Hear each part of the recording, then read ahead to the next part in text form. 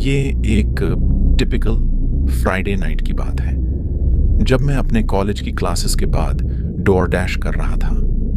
मेरे साथ कुछ अजीब हुआ। मैं ये वीकेंड्स में करता था ताकि मेरी लिविंग एक्सपेंसेस कवर हो सकें, लेकिन उस रात को कुछ अलग था। ऑर्डर कम आए, कुछ ऐसे ऑर्डर्स जो कम पेमेंट दे रहे थे, basically waste of time orders. फिर 1 घंटे बाद एक ऑन ऑर्डर आया जो थोड़ा सही था, लेकिन वो 8 मील दूर था, जिसका पेमेंट अच्छा था, लेकिन लोकेशन कुछ सही नहीं लग रहा था। पर ये उन ऑर्डर्स से बेहतर था जो कम पैसे दे रहे थे। तो मैं बिना ज़्यादा विचार किए ऑर्डर एक्सेप्ट करके रेस्टोरेंट गया, फिर बैग लेकर गाड़ी में बैठा और ड्राइविंग करने लगा। जीपीएस ने बताया कि सफ़र 30 मिनट चलेगा, जो मेरे लिए अब तक के ऑर्डर में से बहुत लंबा समय था। कैंपस के जस्ट बाद बहुत से घर थे, लेकिन जब मैं 20 मिनट बाद वाले मार्ग पर पहुंचा, तब मेरे सामने सिर्फ खुले मैदान और खेत दिखाई दिए। उस जगह कोई घर नहीं था, सिर्फ खुले खेत और लहराती हुई फसल दिखाई दे रही थी। मैं थोड़ा नर्वस फील कर रहा था, लेकिन मैं सोचा कि सब ठीक होगा। उन खाली खेतों के बीच मुझे एक घर दिखा जो कि लोकेशन से मैच कर रहा था। मैं समझ गया कि यही घर है जहां मुझे डिलीवरी देनी है।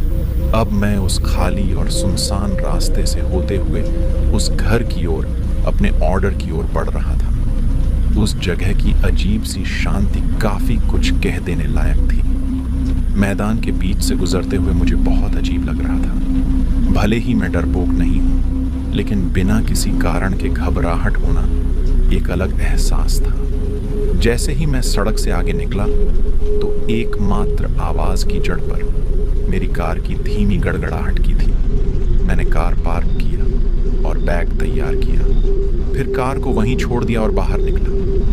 वह घर शांत था और वहां काफी अंधेरा भी था। बाहर की जगह को रोशन करने के लिए केवल बरामदे की रोशनी जल रही थी। मैं गंदगी भरी घास के बीच से होकर बरामदे तक गया और दरवाजे पर दस्तक देते हुए इंतजार कर रहा था।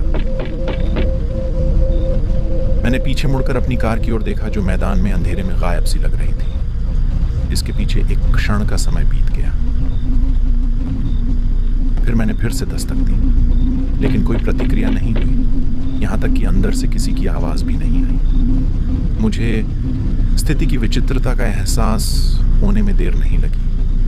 खिड़कियों में कोई रोशनी नहीं थी और यह भी दिख रहा था कि खिड़कियां कितनी सड़ चुकी हैं। घर को करीब से देखने पर मुझे केवल यही लगा कि ऑर्डर पूरा नहीं किया जा सकता। एक संकोच वाली बात, वह यह कि मेरे पास इस पते के लिए एक ऑर्डर था और पोर्श लाइट जल रही थी। मैंने लाइट की ओर देखा और सोचा कि यह एकमात्र लाइट क्यों होगी, लेकिन कुछ अजीब संयोग से मुझे पता चला कि उस लाइट के शीर्ष भाग में एक सस्ती सौर बैटरी है। यह सिर्फ एक खुद चलने वाली लाइट थी, जो दिन के दौरान ही चार्ज होती है और शाम को चालू हो जाती है, जिसका अर्थ है कि इसे चालू करने के लिए किसी को भी यहाँ मौजूद नहीं होना पड़ेगा। अब मैं यह सब एक साथ जोड़ ही रहा था कि मैंने अपने पीछे एक गड़गड़ाहट की आवाज़ सुनी। मैं मुड़ा तो मैंने देखा कि एक कार गंदगी भरे रास्ते से गुजर रही थी और मेरी कार के ठीक पीछे आ रही थी। मैं वहीं खड़ा रहा और उनकी हेडलाइट्स को देखता रहा, जब तक कि एक आदमी बाहर नहीं निकला। मैंने पोर्च से चिल्लाकर पूछा कि क्या यह उसका ऑर्डर था, लेकिन उसने कोई जवाब नहीं दिया। वह बस अपनी कार के पास ही खड़ा रहा और न ही हिला न ही बोला। मुझे अपने एड्रेनालाइन स्पाइक का एहसास हुआ, जब मुझे एहसास हुआ कि यह स्थिति कितनी भयानक थी। रात की खामोशी ने मुझे केवल यह याद दिलाया कि यहाँ कोई नहीं था जो मेरी मदद करे। मैं एक खाली घर और एक अजनबी के साथ एक मैदान के बीच में फंस गया था। एक पल के झटके में मैंने बैग गिरा दिया और घर के पीछे भागते हुए बरामदे से तेजी से भागा और सीधे घास के मैदान में चला गया। मैंने पीछे मुड़कर देखा तो वह आदमी मेरे पीछे पागलों की तरह दौड़ता रहा, और जैसे जैसे मैं बाहर निकलता गया, घास उतनी ही मोटी और लंबी होती गई और मेरी सांसें फूलने लगी। कुछ देर बाद मुझे एहसास हुआ कि अब उस आदमी के पास मेरा पीछा करने का कोई मौका नहीं है। मैं धीरे धीरे अपनी सांसें रोक रहा था और सावधानी से आगे बढ़ रहा था। फसलों के बीच से होते हुए मैंने और भी शांत रहने की कोशिश की, क्योंकि शायद वो आदमी अभी भी मेरा पीछा करने की कोशिश में था। दौड़ते दौड़ते मैं एक सड़क पर पहुंच गया। मैं डरा सहमा उस सड़क पर जाकर गिरा। मुझे पुलिस ने उठाया और जांच करने के लिए मुझे साथ ले गई, पर वह आदमी तब तक जा चुका था। मुझे आश्चर्य हुआ, क्योंकि मेरी कार लूटी नहीं गई थी और ऑर्डर का बैग अभी भी घर के बरामदे पर ही था। इसका मतलब केवल ये हो सकता है कि उस व्यक्ति के इरादे कुछ और थे, जो कि मुझे लूटने से कहीं ज्यादा बुरे थे।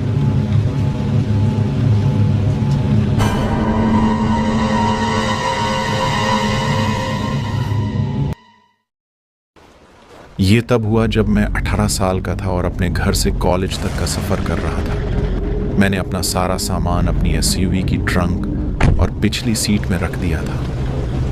यह न केवल मेरी पहली लंबी सड़क यात्रा थी, बल्कि मैं पहली बार इतने लंबे समय के लिए अपने परिवार से दूर रहने जा रहा था। मैं जिस कॉलेज में जा रहा था वह 600 मील की दूरी पर था, जिसे मैंने 2 दिनों की ड्राइविंग में विभाजित किया था। मैंने मानचित्र के वजह से यह अनुमान लगाया था कि मैं रात 11 बजे तक होटल पहुंच जाऊंगा। 7 बजे तक सूरज पूरी तरह से ढल चुका था और अधिकांश गाड़ियां भी जा चुकी थी। कभी कभार कोई कार वहां से गुजरती थी तो मैं उन्हें देखता, उनकी हेडलाइट्स धीरे धीरे मेरे सामने से गायब हो जाती थी। ये सब चीज़ें देखते देखते मैं और थक गया था। लगभग 10 बजे मैंने फैसला किया कि मैं अगले गैस स्टेशन पर रुकूंगा, आगे का सफ़र शुरू करने से पहले। 10 मिनट बाद मैं एक गैस स्टेशन में प्रवेश किया, जो इतनी दूर था कि वहाँ कोई शहर या कुछ भी नहीं था। वहाँ बस कुछ पंप और एक छोटा स्टोर था। मैंने सड़क पर कोई अन्य कार नहीं या आसपास के किसी भी घर या इमारत से दूर तक कोई रोशनी नहीं देखी। मैं सीधे एक पंप तक गया और अपने टैंक को भरने के लिए बाहर निकला। जैसे ही मैंने चारों ओर देखा, मैं डर गया, क्योंकि एक अजीब सा आदमी मेरी तरफ आ रहा था। मेरी तुलना में वह बहुत बड़ा था। शायद अगर मुझे अनुमान लगाना हो तो वह 50 के आसपास था और वह बेघर लग रहा था। लेकिन इसके बावजूद यहाँ संपर्क करने के लिए और कोई नहीं था। उसकी छोटी सी मुस्कान ने मुझे और अधिक सहमा दिया। आपको कुछ चाहिए? मैंने उम्मीद करते हुए कहा, ताकि वह मेरे और करीब न आए। वह आदमी मेरी कार से कुछ फीट की दूरी पर रुका और जवाब देने से पहले लगभग सावधानी से चारों ओर देखा। बाहर निकलकर वापस हाईवे पर आ गया। मुझे कुछ समझ नहीं आया वह क्या बोलना चाहता था, पर फिर उसने मेरे पीछे उस निकास की ओर इशारा किया जहां से मैं आया था और फिर से बोला, वापस हाईवे पर निकल जाओ। 1 सेकंड के बाद मैंने कहा, ठीक है, और वह आदमी चला गया। लेकिन मैं अभी भी वास्तव में उलझन में था कि मैं जिस निकास द्वार से आया था वह चाहता था कि मैं फिर से हाईवे पर जाऊं। वह एक 1 वे रोड था। वह चाहता था कि मैं सड़क के गलत तरफ गाड़ी चलाऊं और वापस राजमार्ग पर यू टर्न ले लूं। इसका कोई मतलब नहीं बनता था। मैंने प्रवेश द्वार की ओर देखा। जिस रोड से मुझे जाना था, उस रोड पर किसी भी तरह का निर्माण का साइन या कोई और रास्ता रोकने का बोर्ड नहीं था। ये बस एक खाली रैंप की तरह लग रहा था। जैसे ही मैंने पंप वापस लगाया और अपनी कार में बैठा, मैंने उस आदमी पर नज़र डाली जो अब किनारे पर बैठा था कॉन्वीनियंस स्टोर के बाहर। मैंने जितना अधिक सोचा, वह आदमी उससे ज़्यादा अधिक ही पागल लग रहा था। बस यहाँ बैठकर बकवास कर रहा था। मैंने सोचा कि शायद ये किसी प्रकार का जाल या कुछ और था, इसलिए मैं बिना कुछ सोचे वहाँ से हाईवे के प्रवेश द्वार पर गया। हालांकि मुझे एहसास हुआ कि सभी स्ट्रीट लाइटें बंद थीं। मैंने यह सोचकर गति धीमी कर दी कि शायद यह एक निर्माण साइट या कुछ और है।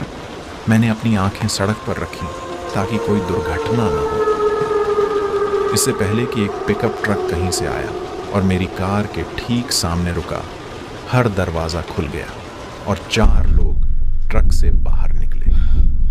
उनके पास सभी प्रकार के हथियार, धातु, छुरी, चाकू थे और वे तेजी से मेरी कार की ओर दौड़ना शुरू कर दिया, और यहाँ तक कि अपने चेहरे को ढकने के लिए भी कुछ नहीं पहना था। वे मुझे भावनाहीन नजर से देख रहे थे। मैंने तुरंत अपनी कार को पीछे करना शुरू कर दिया, क्योंकि वे मुझसे बस कुछ ही फीट की दूरी पर थे।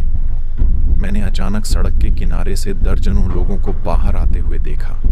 कुछ लोगों ने तो मेरी कार का पीछा करने की भी कोशिश की। मैंने जल्दी से अपनी गाड़ी को मोड़ा और वहां से जान छुड़ाकर चला गया। जब मुझे लगा कि मैं सुरक्षित हूं, तो मैंने 911 पर कॉल किया, लेकिन किसी कारण से मुझे कभी वापस कॉल नहीं आया, ना ही इस पर कोई अपडेट मिला। लगभग ऐसा लगा जैसे उन्होंने इसकी जांच भी नहीं की। मैं आज तक इस सोच में हूं कि गैस स्टेशन पर मुझे उस बूढ़े ने शायद इसी वजह से यू टर्न लेने बोला था और मुझे उन सभी से बचाने की कोशिश कर रहा था। मैं खुद को भाग्यशाली समझता हूं, क्योंकि मुझे नहीं पता कि वह क्या था या वे सभी क्या करने की योजना बना रहे थे।